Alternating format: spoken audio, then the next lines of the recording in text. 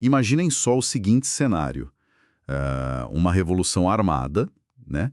E o objetivo é derrubar uma monarquia absolutista e fundar uma república independente. Até aí, nada de tão novo na história mundial, né? Exato. Mas o quadro muda completamente quando a gente percebe quem é que estava na linha de frente. Com certeza. Tipo, nós estamos falando de um movimento que foi liderado estrategicamente por padres católicos e financiado por senhores de engenho riquíssimos e o mais louco, fundamentado em texto de filósofos franceses, cujos livros eram rigorosamente proibidos pela censura. A famosa censura inquisitorial. Pois é. E o detalhe mais surpreendente é que toda essa articulação aconteceu no Nordeste do Brasil, culminando na tomada do poder anos antes do famoso Grito de Independência, lá em 1822. Nossa, sim. Parece até um enredo de uma ficção histórica altamente improvável.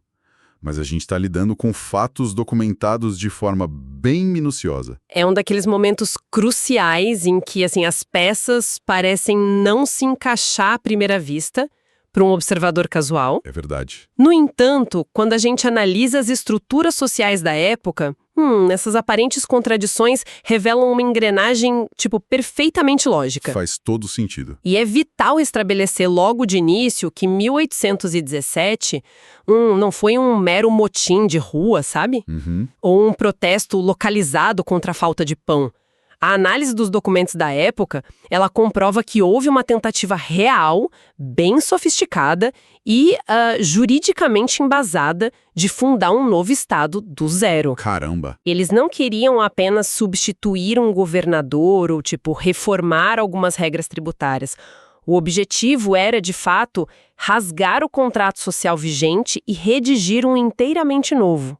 E é exatamente essa mecânica, de destruição e reconstrução de um Estado que nós vamos investigar neste mergulho profundo de hoje. Exatamente. A nossa missão aqui é dissecar a Revolução Pernambucana de 1817.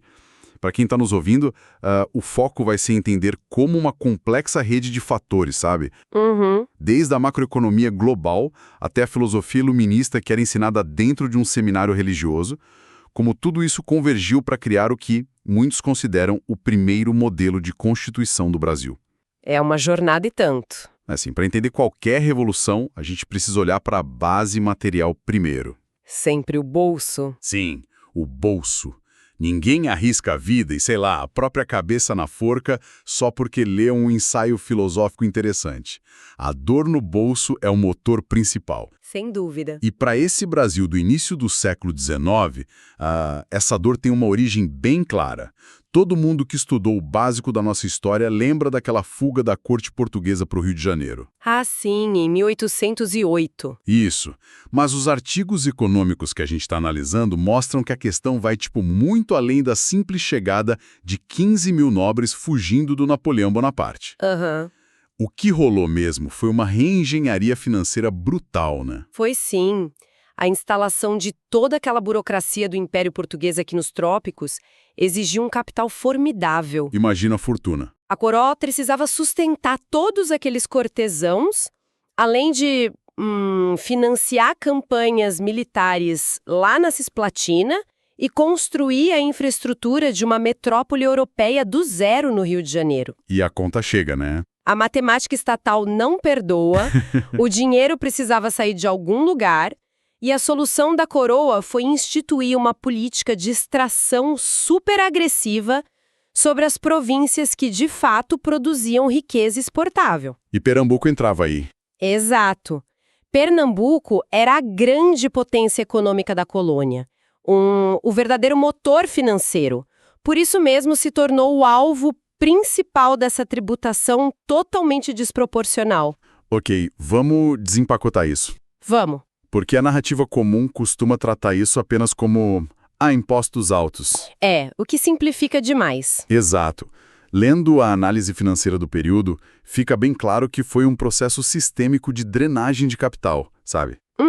É uma situação onde uma região com economia altamente produtiva e complexa, lidando com comércio internacional pesado, se vê submetida a uma carga tributária que não retorna, tipo, 1 centavo em infraestrutura. Ou em defesa local, nada. Nada. Para quem nos acompanha, pensa na seguinte analogia. É como ter um colega de quarto que de repente se muda com 15 mil amigos. Nossa, pesadelo. Pois é. Eles comem toda a comida da casa e ainda exigem que o aluguel seja dobrado exatamente no mês em que o salário dos outros moradores foi cortado. É a tempestade perfeita. E para agravar essa panela de pressão, o mercado global não estava ajudando em nada. Tinha seca também, né? Sim, a historiografia sempre menciona a terrível seca de 1816, que destruiu as lavouras de subsistência e gerou uma fome terrível. Mas a macroeconomia da época revela um cenário de volatilidade extrema. Como assim? É muito mais complexo do que só um problema climático. O que os dados comerciais evidenciam é uma verdadeira montanha-russa econômica que, destruiria o planejamento de qualquer produtor de hoje. Imagina no século XIX. Sem tecnologia nenhuma. Veja o caso do açúcar. Em 1815, as exportações pernambucanas experimentaram um pico de crescimento assustador. Chegou a quanto? Quase 22,5%. Os senhores de engenho e os comerciantes viram o capital simplesmente inundar a região. Dinheiro rolando solto. Exato. Porém, apenas um ano depois, em 1816, o cenário se inverte completamente, com uma queda abrupta de quase 10%. Nossa, de um ano para o outro? Sim, e essa retração não ocorreu apenas por causa da seca, tá? A Europa, pós-guerras napoleônicas, começou a investir pesadamente na produção de açúcar de beterraba. Ah, claro, a beterraba. E isso criou uma concorrência desleal gigantesca para o produto brasileiro. E teve a questão do algodão também. Sim, o algodão pernambucano sofreu um baque similar. Após o fim da Guerra de 1812 entre os Estados Unidos e a Inglaterra, os americanos retomaram as exportações massivas de algodão deles. Inundando o mercado. Exato. Inundaram as fábricas têxteis britânicas e, com isso, derrubaram os preços internacionais lá embaixo. Então, para nossa audiência, tentem visualizar essa tempestade. Os produtores locais não estão apenas lidando com uma seca devastadora que encarece a comida. Não mesmo. Eles estão sofrendo um choque violento de uma correção de mercado global, perdendo espaço para a beterraba europeia e para o algodão americano. Ao mesmo tempo. E bem no meio dessa asfixia financeira, sabe, onde as margens de lucro estão derretendo, o governo central lá no Rio de Janeiro exige que eles paguem impostos ainda mais altos. Impostos absurdos. Tipo, taxa de iluminação pública de ruas que eles nunca sequer iam pisar na vida. É revoltante. É muito fácil compreender por que esse sentimento de injustiça fiscal se transformou em ódio aberto. Mas assim, revoltas por dinheiro acontecem o tempo todo, né? Sim, a história tá cheia delas. E geralmente elas terminam em negociações tarifárias. Um acordo ali, outro aqui, mas o salto de uma rebelião fiscal para um movimento republicano estruturado exige um arcabouço ideológico forte. Com certeza. E é isso que me intriga. Como que o ideário iluminista, que pregava literalmente a queda de reis, conseguiu penetrar e prosperar numa colônia que era submetida a uma censura inquisitorial super estrita? Ah, essa parte é incrível. A difusão dessas ideias foi um trabalho de formiguinha, sabe? Realizado principalmente nos porões dos navios e em reuniões a portas fechadas. O contrabando de ideias. Isso. A elite pernambucana, que tinha enriquecido naqueles anos de bonança que a gente comentou, mandava os filhos para estudar direito ou medicina na Universidade de Coimbra, em Portugal, ou em Montpellier, lá na França. E lá a censura não chegava da mesma forma. Exato. Nesses centros acadêmicos, o contato com as obras de Jean-Jacques Rousseau, Voltaire, John Locke era meio que inevitável. E quando esses jovens voltavam para o Brasil, eles traziam muito mais do que diplomas. O que eles traziam? Eles traziam livros escondidos em fundos falsos de baús. Nossa, fundo falso. Sim, era altamente legal. Rapidamente essa literatura começou a ser debatida em sociedades secretas, sabe? As lojas maçônicas, Acabaram sendo o ambiente perfeito para isso. Porque eram fechadas. E operavam totalmente fora do radar das autoridades coloniais. A pesquisa histórica aponta um núcleo vital nessa operação, né? Que foi o Areópago de Itambé. Sim, fundamental. Fundado bem antes, lá em 1796. E a figura por trás disso, o Manuel Arruda Câmara, ele é um personagem que sintetiza a época. É um visionário. Ele era médico, ex-frade carmelita e tinha se formado na Europa. O Areópago não era tipo um clube social para trocar umas ideias vagas. Era um verdadeiro laboratório de pensamento político. Exatamente. A separação do Brasil de Portugal e a adoção de um modelo republicano, bem parecido com o dos Estados Unidos, já eram pautas centrais décadas antes da explosão de 1817. Muito antes. Mas assim, por mais que a maçonaria tenha sido importante, o que realmente acelerou o processo revolucionário foi uma instituição completamente aberta. Sim, uma ironia enorme. Oficial e teoricamente fiel à coroa. Eu estou falando do Seminário de Olinda, que foi fundado lá em 1800 pelo bispo Azeredo Coutinho.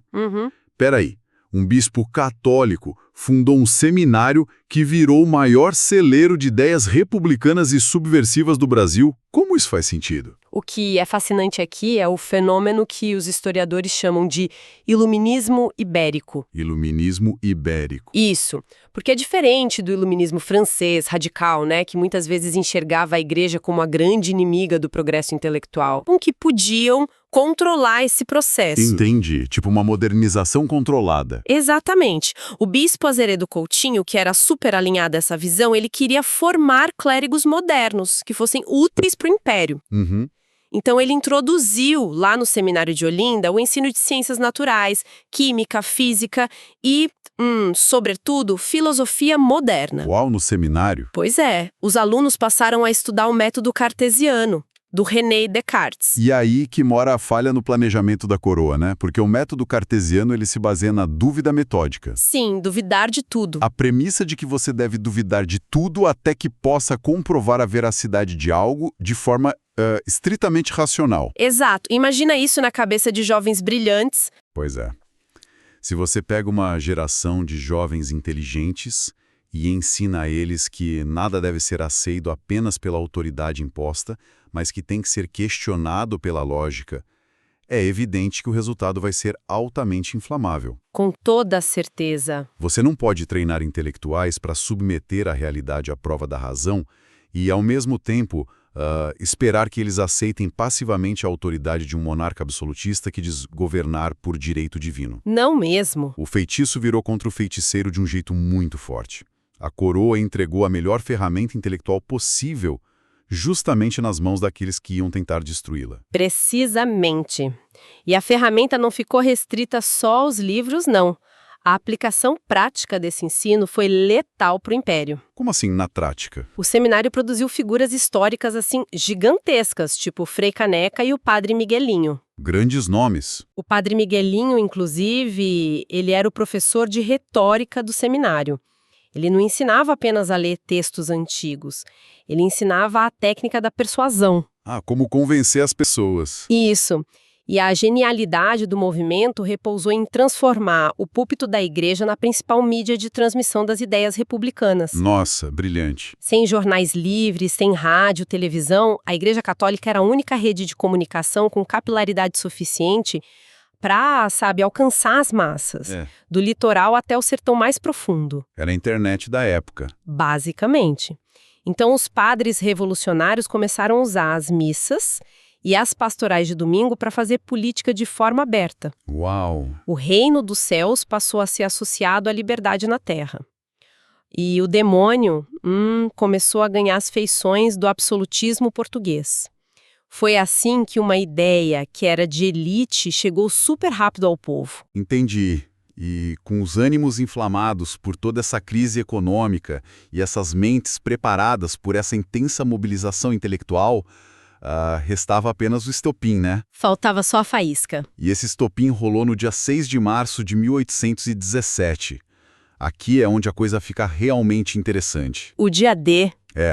O governador de Pernambuco, que já estava ciente da conspiração, ele tenta desarticular o movimento de forma preventiva, né?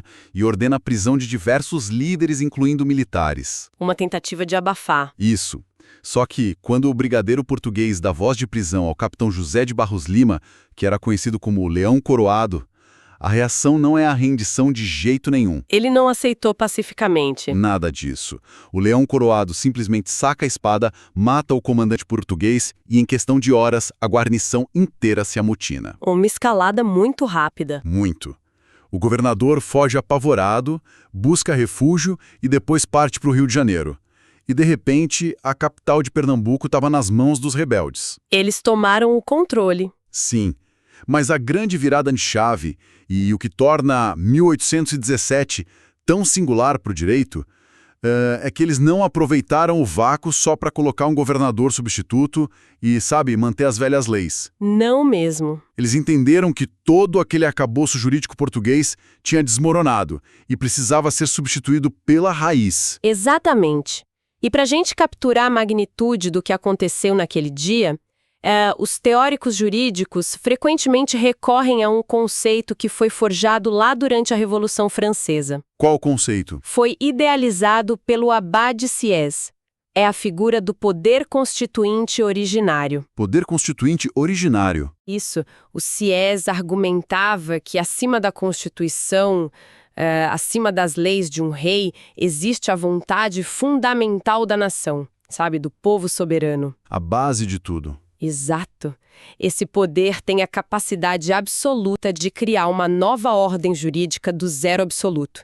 E o que ocorreu em Pernambuco nesse 6 de março foi a manifestação prática desse conceito. E como isso funcionou na prática? Primeiramente, agiu o vetor desconstituinte. Ao rejeitarem a autoridade do governador e declararem rompido o laço com Portugal, eles simplesmente estilhaçaram o sistema operacional antigo. Apagaram o sistema. A lei do rei simplesmente deixou de existir naquele território. Cara, isso cria um cenário que é aterrorizante e fascinante ao mesmo tempo, né? Bastante. Porque no momento em que a lei antiga cai, a sociedade entra num estado de vácuo jurídico absoluto. Totalmente sem regras. Sem leis, a propriedade não existe legalmente, os crimes não estão tipificados, os contratos perdem a validade. A anarquia total é o próximo passo, se nada for feito. O caos era iminente. É por isso que o movimento de 1817 precisava, correr contra o relógio para criar a segunda fase desse poder. É o chamado vetor reconstituinte. Eles tinham que agir rápido. Eles precisavam instalar um novo sistema operacional urgente, sabe, para garantir que a sociedade continuasse funcionando. Mas agora, baseada na premissa de que a fonte de toda a autoridade não era mais o monarca distante, e sim os próprios cidadãos locais. E eles executaram essa transição com uma velocidade assim impressionante. Foi rápido, né? Muito. A Revolução estourou em 6 de março e um governo provisório foi imediatamente instalado. Menos de um mês depois, no dia 28 de março, eles editaram a famosa Lei Orgânica. Ah, a Lei Orgânica. É um documento de 28 artigos e, do ponto de vista histórico-jurídico, diversos estudiosos classificam esse documento como a primeira experiência constitucional real e aplicada dentro do território brasileiro. Uau! Antecipando em anos os debates de 1822 e, claro, da Constituição do Império de 1824. A lei orgânica rompia radicalmente com o passado colonial de múltiplas formas. Eu estava olhando o texto dessa lei orgânica para nos preparar, e as inovações são de deixar o queixo caído se a gente pensar na realidade daquela época. São muito avançadas. Eles formalizaram a separação dos poderes, adotando executivo, legislativo e judiciário. O mecanismo clássico. Isso, o mecanismo básico de freios e contrapesos de qualquer república democrática de hoje. Consagraram a liberdade de imprensa, que era algo inimaginável durante os séculos de mordaça e de proibição de tipografias no Brasil colonial. Nem se pensava nisso. E eles também declararam a liberdade de consciência, né? Estabeleceram tolerância religiosa para estrangeiros. O que era bem estratégico, né? Muito, desvinculando o catolicismo obrigatório dos direitos civis básicos. Isso foi vital para atrair comerciantes ingleses e americanos. Dinheiro sempre. E resolvendo aquele problema prático que a gente discutiu no início. A lei derrubou imediatamente uma série de impostos extorsivos que eram cobrados pela coroa. Tipo quais? Como o odiado imposto sobre a carne verde e diversas taxas alfandegárias que asfixiavam o comércio. Parecia a utopia iluminista trazida para os trópicos, sabe, operando a todo vapor. Isso levanta uma questão importante, que é a necessidade de enxergar esses eventos históricos sem um romantismo cego, sabe? A realidade é sempre mais dura. Exato. Apesar de toda a retórica revolucionária e do arcabouço jurídico vanguardista, o liberalismo de 1817 carregava com ele o DNA de quem financiou a tomada do poder. Não tem jeito. A composição do governo provisório reflete isso de uma maneira incontestável. Havia um representante do clero, um do comércio, um magistrado, um militar e, crucialmente, um representante da elite rural. Quem era? O Domingos Teutônio Jorge, que foi frequentemente substituído pelo Manuel Correia de Araújo. Ambos eram proprietários de terras e senhores de escravos riquíssimos. E aqui a análise crítica se torna inevitável, né? Tem que ser feita. Ao observarmos a influência dessa elite rural na redação da lei orgânica, o limite do iluminismo tropical fica exposto de forma muito nua e crua. Totalmente exposto. Porque a mesma Constituição que celebrava a liberdade e a igualdade de todos os homens consagrava, com o mesmo fervor, o direito sagrado à propriedade privada. E a gente sabe o que isso significava. Sim. No Brasil daquele período, falar em proteger a propriedade significava, antes de tudo, garantir a manutenção do sistema escravocrata. Exatamente. A cidadania delineada por eles era censitária e profundamente excludente. A liberdade proclamada contra o jugo de Portugal não chegou sequer perto das senzalas. Nem passou perto. Eles queriam os direitos civis e o livre comércio dos norte-americanos, mas com a mão de obra escravizada intacta. A tradição moral do movimento estava cristalizada na própria lei que eles criaram para libertar o Estado, né? Então, o que tudo isso significa? Como a gente pode resumir esse salto apesar de todas as falhas? Se conectarmos isso ao cenário maior, a gente entende a dinâmica complexa das independências na América Latina inteira, na verdade. É um padrão. Sim, as elites coloniais frequentemente instrumentalizaram conceitos universais de direitos humanos apenas até o ponto em que lhes convinha politicamente para expulsar metrópole. Só até a página 2. Exato. Contudo, do ponto de vista do avanço jurídico, a lei orgânica permanece um marco incontornável. Ela inaugurou a cultura do constitucionalismo no Brasil. O primeiro passo. Isso. A experiência de redigir um documento limitador do poder estatal e organizador da sociedade, por mais falho e restrito que tenha sido na aplicação da igualdade, gerou uma maturidade política que ecoou profundamente pelas décadas seguintes. Mas na prática, considerando que essa jovem república teve uma vida incrivelmente curta, né? Muito curta. O governo provisório durou apenas 74 dias. Durante esse breve período, eles organizaram tropas, despacharam embaixadores para buscar reconhecimento nos Estados Unidos e na Inglaterra. E tentaram expandir também. Sim, até tentaram espalhar a revolução para províncias vizinhas. Mas a resposta do Império Português não demorou, né? E foi desenhada para servir de exemplo aterrador. A coroa não ia deixar barato. Não. Eles organizaram uma contraofensiva esmagadora. Impuseram um bloqueio naval fortíssimo no Porto do Recife, estrangulando as linhas de suprimento da Revolução. E por terra também? Sim, enquanto milhares de soldados de tropas terrestres desciam da Bahia e avançavam pelo interior, varrendo qualquer resistência. A supressão militar foi rápida, mas a repressão punitiva que se seguiu foi calculadamente sádica. Foi brutal. A intenção do Dom João VI não era apenas retomar o controle geográfico de Pernambuco, era aniquilar a moral revolucionária, sabe? Varrer a ideia de república da mente dos colonos. Para nunca mais tentarem de novo. Isso. Os principais líderes foram caçados implacavelmente, muitos foram enviados para as temidas masmorras lá na Bahia, Nossa. onde enfrentaram condições sub-humanas antes dos julgamentos sumários. O destino dos líderes que conceberam o movimento foi super trágico, né? O padre Miguelinho, aquele mesmo que usava as aulas de retórica e o púlpito para iluminar as mentes. Sim, o professor. Ele acabou fuzilado e executado pelas forças monárquicas.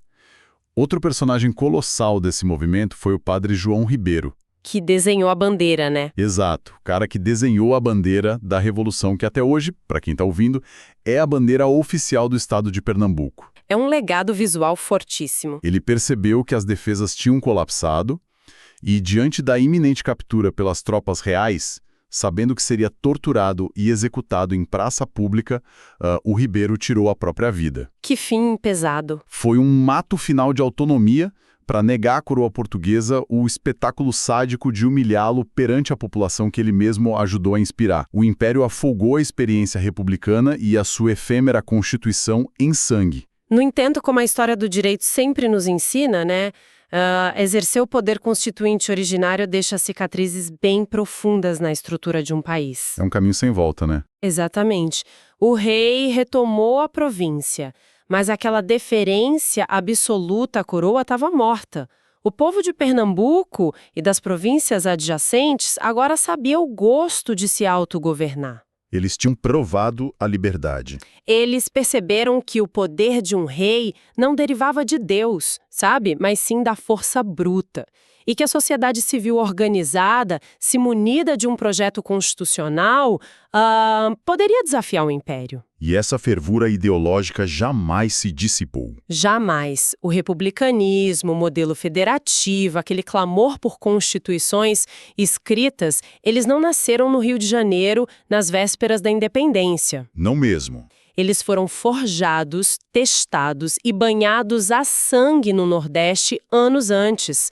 Sem a base de 1817, os movimentos que viriam a seguir, como a Confederação do Equador, em 24, simplesmente não teriam o alicerce teórico do qual partiram. Uma elite produtora no Nordeste. Uma elite espremida. Sim, espremida por secas e pela competição internacional da beterraba e do algodão.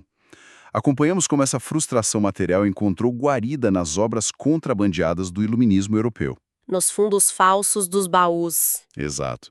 E vimos o erro de cálculo espetacular do Império ao permitir a criação de um seminário que formou estrategistas republicanos que transformaram a igreja numa rede de propaganda. Foi brilhante. Analisamos a genialidade jurídica de romper com a ordem antiga para construir a lei orgânica e não fechamos os olhos para a hipocrisia de uma liberdade que insistiu em manter as correntes da escravidão. Uma contradição dolorosa da nossa história. Uma revolução que tentou refazer o mundo durou míseros 74 dias sob o peso das armas da monarquia. Mas ideias, uma vez que se cristalizam na mente de uma geração, elas são a prova de fuzilamentos. Com certeza. Se o pacato seminário de Olinda, que foi fundado sob as bênçãos de um bispo leal ao rei, pôde secretamente incubar o mais denso pensamento subversivo da sua época e abalar as estruturas de um império, fica a reflexão final para quem nos acompanha. Qual reflexão? Que instituições do nosso próprio tempo que a gente hoje considera absolutamente conservadoras, cotidianas ou inofensivas, não podem estar, neste exato momento, chocando em silêncio as grandes rupturas estruturais do nosso amanhã. Uau! Pensem nisso. Um grande abraço para a nossa audiência, continuem questionando a história e até o nosso próximo mergulho profundo.